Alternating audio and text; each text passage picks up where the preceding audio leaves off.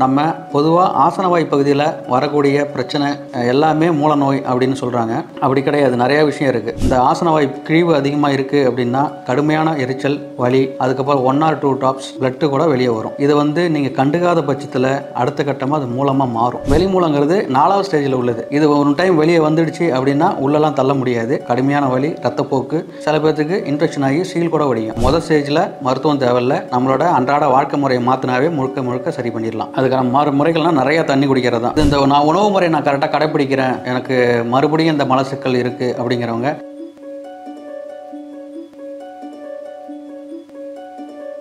Health cafe நேயர்களுக்கு வணக்கம். நான் சித்த மருத்துவர் பன்னீர்செல்வம் ஃப்ரம் ஸ்ரீ வித்யா சித்தா வர்மா ஹாஸ்பிட்டல், அரியலூர். இன்றைக்கி நம்ம பார்க்கக்கூடிய நோய் பொதுவாக வெளியே சொல்ல நிறைய பேர் அச்சப்படுற விஷயம். அச்சப்பயங்கிறது ஒரு தயங்குற விஷயம். இதை போயிட்டு எப்படி சொல்கிறது அப்படின்னு. இந்த நோய் ஆண் பெண் ரெண்டு பேருக்குமே வரக்கூடியதான். இருவருமே அதை ஒரு ஆரம்ப காலகட்டத்தில் சொல்கிறதுக்கு அச்சப்படுறதுனால அது அடுத்த கட்டம் மாறி ரொம்ப சிவியரான ஒரு நிலைக்கு உட்பட்டு அதுக்கப்புறம் மருத்துவரை அணுகிறவங்க தான் இதில் அதிகம். அப்படிப்பட்ட நோய் என்ன அப்படின்னு பார்க்கணும்னா மூல நோய்களை தான் பார்க்க போகிறோம். நம்ம பொதுவாக ஆசனவாய் பகுதியில் வரக்கூடிய பிரச்சனை எல்லாமே மூலநோய் அப்படின்னு சொல்கிறாங்க. அப்படி கிடையாது. நிறைய விஷயம் இருக்குது. அதில் இப்போ பைல்ஸ் சம்மந்தமாக மட்டும் ஒரு 3 விதமான பிரச்சனைகள் இருக்குது. ஒன்று ஏனல் ஃபிஷர் அப்படின்னு சொல்லக்கூடியது, ஆசனவாய் பிளவுன்னு சொல்லுவாங்க. அதுக்கப்புறம் பைல்ஸ், இது மூலம், இதுதான் மூலம். இதில் உள் மூலம், வெளி மூலம் அப்படின்னு இருக்குது. அதுக்கப்புறம் ஏனல் ஃபிஸ்டுலா, இது பௌத்திரன்னு சொல்லுவாங்க. இப்போ நம்ம ஏனல் ஃபிஷர்னா என்னன்னு பார்ப்போம். இப்போ நம்மளோட ஆசனவாய் பகுதி 2 சதைகளால் உள்ள பகுதி தான். இதில் ஒன்று இன்டர்னல் ஸ்பிங்டர், இன்னொன்று எக்ஸ்டர்னல் ஸ்பிங்டர். இந்த இன்டர்னல் ஸ்பிங்டரோட வேலை என்ன அப்படின்னா, ஒருத்தவங்களுக்கு மோஷன் வருது அப்படின்னா அந்த சிக்னல் அனுப்பி அது ஒரு சுருக்கு பை மாதிரி செயல்படும். மோஷன் வரும்போது விரிஞ்சு கொடுக்கறது, அப்புறம் க்ளோஸ் பண்ணிக்கிறது, இந்த வேலையை செய்யும். இது இயல்பாக இதை செஞ்சுக்கிட்டு இருக்கோம். மலக்கட்டு ரொம்ப அதிகமாக இருக்கிற பட்சத்தில் அந்த வேலையை அந்த இன்டர்னல் ஸ்பிங்டரால் செய்ய முடியாது. என்ன பண்ணோம் அப்படின்னா ஒரே இறுக்கமாக இருக்கும். இறுக்கமாக பண்ணுறப்ப நம்ம சாதாரணமாக போய் உட்காரோம் அப்படின்னு டாய்லெட்டில் உட்காரோம்னா மோஷன் எடுத்த உடனே வெளியே வராது. அதுக்கு நமக்கு முக்கணும் அப்படிங்கிற ஒரு மனநல உண்டாகிற பட்சத்தில் முக்க செய்வாங்க. முக்கும் போது அதோட இன்டர்னல் ஸ்பிங்டர் சதை ரொம்ப அழுத்தம் அதிகமாகி கிழிய தொடங்கும். அதுதான் ஆசன வாய்ப்பிளவு. இது எப்படி நம்ம கண்டறிய முடியும் அப்படின்னா, இது ஸ்டார்டிங் ஸ்டேஜ். மூலத்தில் இதுதான்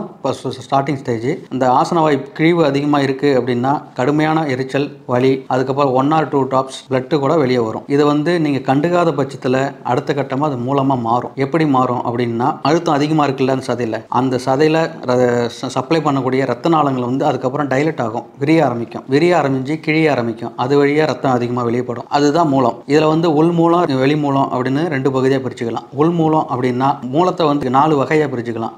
first stage, second stage, third stage, fourth stage, ஒரு 4 டைப்பாக பிரிச்சுக்கலாம். இதில் உள் மூலங்கிறப்ப முதல் stage, second stage, third stage, இது 3மே உள் மூலம். இந்த மூலம் உள்ளுக்குள்ளேயே இருக்கும், வெளியே தெரியாது. மோஷன் போகும்போது வெளியே வர மாதிரி ஒரு டேக் மாதிரி தொங்கும். உள்ள தானாவே போயிடும். சில பேர் உள்ள அழுத்தினா உள்ள போயிடும். இது உள் மூலம். எக்ஸ்டர்னல் பைல்ஸ் அப்படின்னா வெளிமூலம். வெளிமூலங்கிறது 4வது ஸ்டேஜில் உள்ளது. இது ஒரு டைம் வெளியே வந்துடுச்சு அப்படின்னா உள்ளெல்லாம் தள்ள முடியாது. கடுமையான வலி, ரத்தப்போக்கு, சில பேர்த்துக்கு இன்ஃபெக்ஷன் ஆகி சீல் கூட வடியும். அந்த மாதிரி ஒரு கண்டிஷனில் உள்ளது தான் வெளிமூலம். இதில் கடுமையான வலி இருக்கும். ஒரு சேரில் உட்கார்றது, ஒரு தரையில் உட்கார்றது, அன்றாட வேலையை செய்யறது, நார்மலாக நடக்க கூட முடியாது. இந்த மாதிரி உள்ளது தான் வெளிமூலம். அதுக்கப்புறம் இதையும் நீங்க பெரிய அளவுக்கு கண்டுக்கல அப்படின்னா, அந்த ஏனல் கனால்ல, ஆசனவாய் குழாயில ஏனல் கிளாண்டுன்னு நிறைய இருக்கும். இந்த ஏனல் கிளாண்டு ஏன் இருக்கு அப்படின்னா, மலம் கழிக்கிறோம்னா அதுக்கான அந்த வழுவழுப்பு தன்மையை செக்ரேட் பண்ணி குடிக்கக்கூடிய அந்த ஏனல் கிளாண்டு சொல்லுவாங்க. அதுல இந்த ரத்த போக்கை நம்ம கண்டுக்காத பட்சத்தில் அது கிருமி தொற்றுனால பாதிக்கப்படும். அதாவது இன்ஃபெக்ஷன் ஆகி அந்த ஏனல் கிளாண்டு பெரிய ஏனல் ஆப்சஸா உங்களுக்கு ஃபார்ம் ஆகும். ஃபார்ம் ஆகி அது வழியே ஒரு தனி ட்ராக் மாதிரி ஃபார்ம் ஆகி அது வழியே சீர் நிறைய வடியும். இதுதான்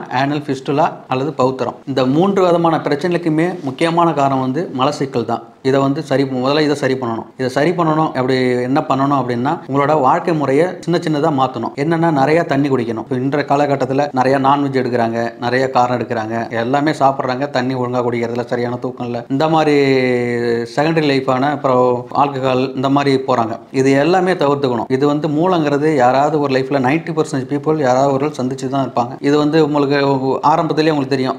காரம் சாப்பிட்டீங்கன்னா எரியும். அதுக்கப்புறம் மோர் சாப்பிட்டுட்டு அடுத்த 2 நாள் கஞ்சி குடிச்சிங்கன்னா சரியாக போயிடும். சரியாயிடுச்சு ஒன்றும் தெரியல அப்படின்னு பெரும்பாலும் கடந்து போகிறவங்க நிறைய பேர் இருக்காங்க. அந்த முதல் ஸ்டேஜ்லேயே இந்த உணவு முறையெல்லாம் மாற்றினீங்கன்னா முழுமையாக அதுலேருந்து வெளியே வந்துடலாம். முதல் ஸ்டேஜில் மருத்துவம் தேவையில்லை, நம்மளோட அன்றாட வாழ்க்கை முறையை மாற்றினாவே முழுக்க முழுக்க சரி பண்ணிடலாம். அதுக்கான முறைகள்லாம் நிறைய தண்ணி குடிக்கிறது தான். ஃபஸ்ட்டு தண்ணி நிறையா குடிக்கணும். காய்கறிகள் பழங்கள் அதிகமாக நார் சத்து உள்ள காய்கறியான பழங்கள்லாம் நிறைய எடுத்துக்கணும். வாரத்தில் 2 முறை கீரை வகைகள், ஏதோ ஒரு கீரை, முருங்கைக்கீரையாக இருக்கட்டும், ஏதோ ஒரு பசலை கீரை, ஏதோ ஒரு கீரையை வாரத்துக்கு 2 முறை எடுத்துக்கிறதுனாலையோ இந்த மலச்சிக்கல்லேருந்து ஓரளவுக்கு வெளியே வந்துடலாம். இந்த நான் உணவு முறை நான் கரெக்டாக கடைப்பிடிக்கிறேன், எனக்கு மறுபடியும் இந்த மலச்சிக்கல் இருக்குது அப்படிங்கிறவங்க உங்கள் அருகாமையில் இருக்கிற நாட்டு மருந்து கடைக்கு போங்க. அதில் திரிபல சூரணம் ஒன்று இருக்குது. இது பேசிக்காக உள்ளவங்களுக்கு. திரிபல சூரணம் நீங்கள் ராத்திரி மட்டும் ஒரு சிட்டிகை எடுக்கிறீங்க அப்படின்னா அது மலைக்கட்டை சரியாகும். இல்லைன்னா கடுக்காய் லேகிய முறையில் இருக்குது, பவுடர் முறையில் இருக்குது. அது எடுக்கிற பட்சத்தில் மலைக்கட்டை சரியாகும். எனக்கு இதுவும் சரியாகலை, நிலவாகை சூரணம் அப்படின்னு ஒரு சூரணம் இருக்குது. அதை தேவையான அளவுக்கு ஒரு 1/2 டீஸ்பூன், சின்ன குழந்தைலேருந்து பெரிய ஆள் வரைக்கும் சாப்பிடலாம். சின்ன குழந்தை ஒரு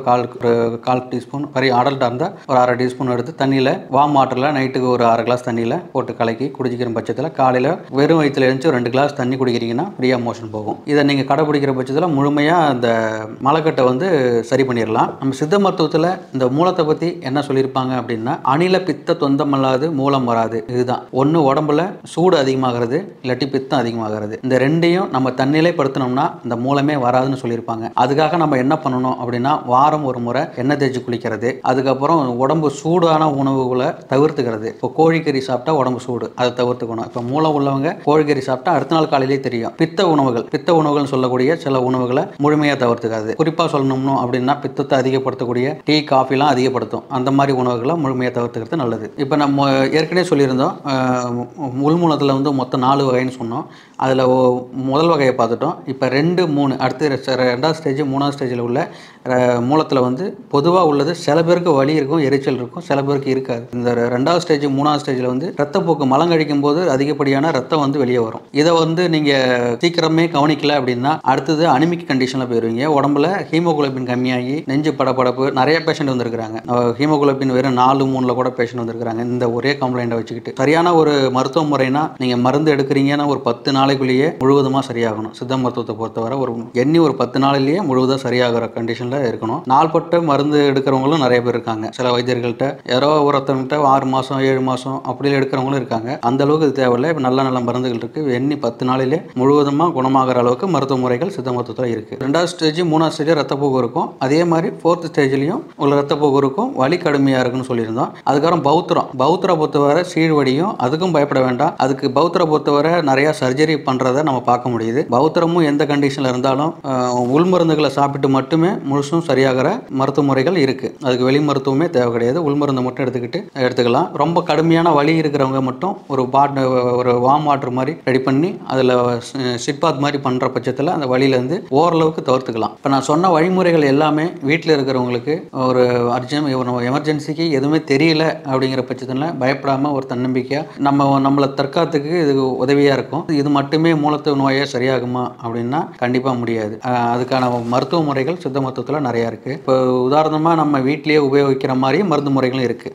பேசிக்காக உள்ளதை மட்டும் நான் சொல்கிறேன். இப்போது துத்தி இலை சூரணம் அப்படின்னு ஒரு சூரணம் இருக்குது. இதை காலையில் ஒரு 1/2 சிட்டிகை, இரவுக்கு ஒரு 1/2 சிட்டிகை ரெகுலராக நீங்கள் சாப்பிட்ற பட்சத்தில் மூல நோயிலேருந்து ஓரளவுக்கு விடுபடலாம். அதுக்கப்புறம் மூல நோயில் வரக்கூடிய ரத்தப்போக்கு இது ரொம்ப கம்மிப்படுத்தும். இப்போ ரத்தப்போக்கு அதிகமாக போகிறவங்க அதை வச்சுக்கிட்டே இருக்கிறாங்களே, அவங்க வேணால் இதை ட்ரை பண்ணி பார்க்கலாம். அவர் ரத்தப்போக்கை கம்மிப்படுத்தும்.